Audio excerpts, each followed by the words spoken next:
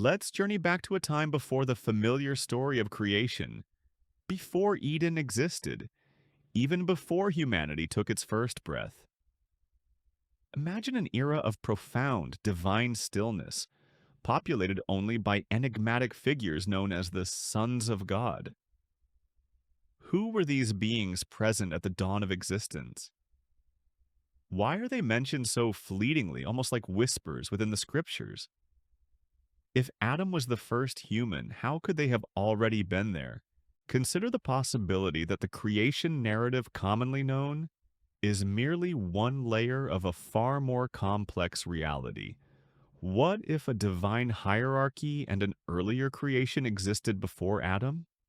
A history perhaps intentionally obscured or even erased? We are about to delve into a mystery shrouded in centuries of silence, a secret hinted at in forbidden texts and lost scriptures. The story of the sons of God and a hidden creation that predates Adam. If you're captivated by ancient enigmas, biblical secrets, and knowledge considered forbidden, be sure to subscribe and activate notifications. You won't want to miss the revelations ahead as they might reshape your understanding.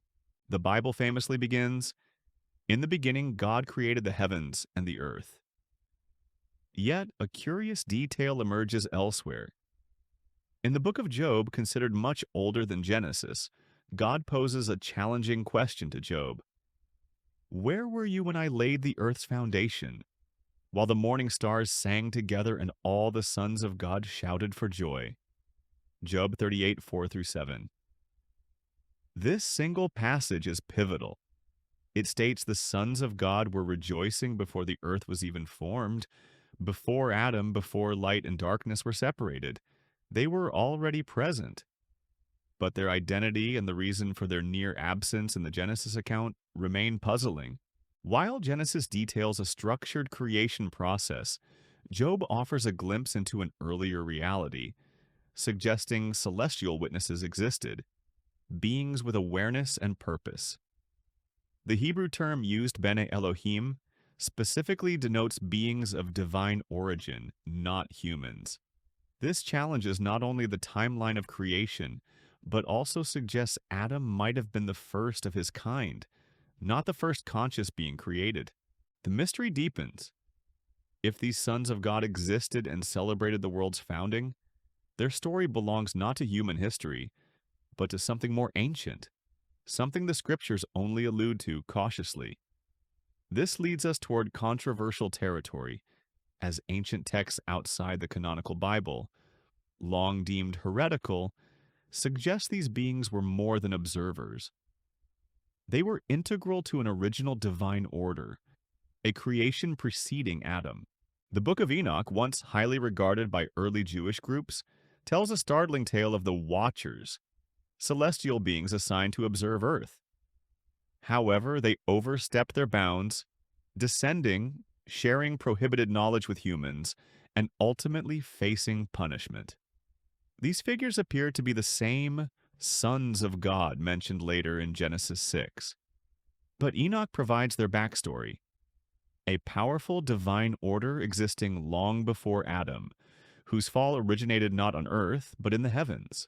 The Dead Sea Scrolls, discovered after nearly 2,000 years, add more layers describing cosmic conflicts, failed creations, and battles between light and darkness that occurred before mankind's existence.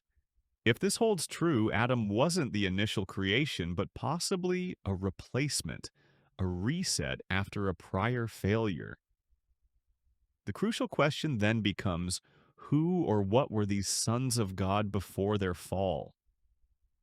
Perhaps what we call creation is actually a recovery effort following an ancient, catastrophic event. Scripture remains largely silent on the precise identity of the sons of God. They appear suddenly, celebrate creation, and later descend in Genesis, but their origins are veiled. To uncover who they were, we must explore the crossroads of Scripture, mythology, and esoteric traditions. One prominent historical view among early Jewish and Christian scholars identified them as angels, specifically a high-ranking order, perhaps governors or members of the divine council mentioned in Daniel and Psalms 82. Yet their actions, as depicted in Enoch and Genesis, choosing to interfere, sharing forbidden knowledge, contrast with the typical portrayal of angels as obedient messengers. A second, more mystical theory arises from Jewish Kabbalistic thought. The sons of God were pre-existing souls, primordial sparks of divine consciousness from earlier cosmic emanations. They inhabited spiritual realms before the physical world formed. Some fell or were exiled. This resonates with Jeremiah 1:5. Before I formed you in the womb, I knew you. Perhaps more than poetry, a hint of pre-existence. Some mystics propose Adam represented a tikkun, repair, for a previous shattered creation, and the sons of God were these ancient souls, now either embodied or cast down. A third theory, challenging Genesis itself, is the gap theory. It focuses on Genesis 1:2, and the earth was without form and void, suggesting the Hebrew implies the earth became void, possibly after the destruction of a prior creation. This aligns with ancient Mesopotamian and Egyptian myths of worlds crafted and destroyed by divine beings. Could the sons of God be remnants of this lost world? If the sons of God, whether angels, ancient souls, or beings from a lost era, predated Adam's world, their descent into the human sphere was a profound violation of cosmic law. According to the Book of Enoch, these watchers were meant only to observe. Driven by desire, curiosity, or perhaps pity, they descended bringing knowledge humanity wasn't ready for. Warfare, metallurgy, sorcery, astrology, cosmetics, and more. This, Enoch suggests, sparked a premature surge in human capability without corresponding moral growth, disrupting the intended order. Ancient Jewish texts like Sefer HaRazim mention angelic hierarchies guarding specific knowledge, accessible only through divine permission. The Watchers bypassed this, granting humans tools that mimicked divine power. Corruption followed. Mystics viewed this transfer not as enlightenment, but as a cosmic breach, destabilizing the balance between heaven and earth. It was contamination. The immediate result was the emergence of the Nephilim, hybrid beings, neither fully divine nor human, possessing great power and alien desires. However, many traditions suggest the knowledge itself was the greater threat. Gnostic texts hint that the real danger was humanity advancing too rapidly, grasping divine secrets prematurely. Like Prometheus stealing fire, the sons of God gave humanity fire too soon. Kabbalah describes this as a shattering of vessels, a break between cosmic order and chaos. Consequently, the divine response was not just punishment, but containment. The Watchers were imprisoned, their names obscured, their influence suppressed. But the knowledge they shared could not be entirely recalled. And perhaps, as we'll explore, it survived the subsequent cataclysm, hidden in symbols and myths. The forbidden knowledge spread by the sons of God had spiraled out of control. Humanity, no longer innocent and guided by otherworldly influences, was deemed corrupt. Genesis 6:5-6 states, God saw the great wickedness and grieved. What if the resulting flood was more than a response to human sin?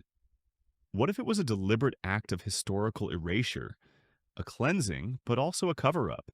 The Book of Jubilees, an ancient Jewish text, claims the Watchers' corruption permeated the earth. Their Nephilim offspring dominated, and their knowledge reshaped civilization, an influence that had to be purged. The flood, therefore, could be seen as a cosmic sterilization, wiping the slate clean physically, spiritually, and historically. But did it succeed entirely? Lingering echoes persist globally, inexplicably engineered megalithic sites, legends of giants buried in mounds from Malta to the Americas, and oral traditions, Hopi, Sumerian, speaking of a time before ours, beings unlike us, and a great flood meant to bury that memory. Greek mythology mirrors this with Zeus flooding the world to destroy the Titans, children of gods and mortals. Perhaps the most unsettling remnants are hidden in plain sight. Rituals, symbols, and secret societies, like Freemasons or Rosicrucians, seemingly obsessed with preserving ancient knowledge the world wasn't meant to retain. Could the Watcher's wisdom have merely gone underground, encoded in myths and mystery traditions, awaiting rediscovery? This brings us back to the central question. Was Adam truly the beginning or just a new start? The sons of God, initially witnesses to creation, became purveyors of forbidden knowledge, leading to near destruction. Yet the flood didn't erase everything. Symbols endured, names echoed in myths, and some believe the Watcher's influence never truly left. Could it be that the truths hidden in ancient scrolls and beneath the earth are re-emerging today, perhaps in new forms? Digital code instead of stone? Frequencies instead of fire? If so, we are not just uncovering ancient history. We are potentially stepping back into its ongoing consequences. Are you prepared for that possibility? What do you think? Do you believe the sons of God, or beings like them, still observe humanity? Share your thoughts. And if this exploration resonated with you, subscribe, like, and enable notifications to continue uncovering what has been hidden. The truth often remains obscured, visible only to those actively seeking it.